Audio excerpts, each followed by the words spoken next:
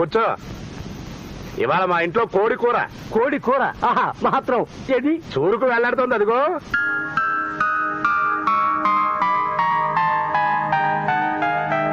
దాని ఒక్క రెప్పార్పకుండా చూస్తూ పొట్టెన్నం మింగేయడమే కూర తిన్నంత తృప్తిగా ఉంటుంది.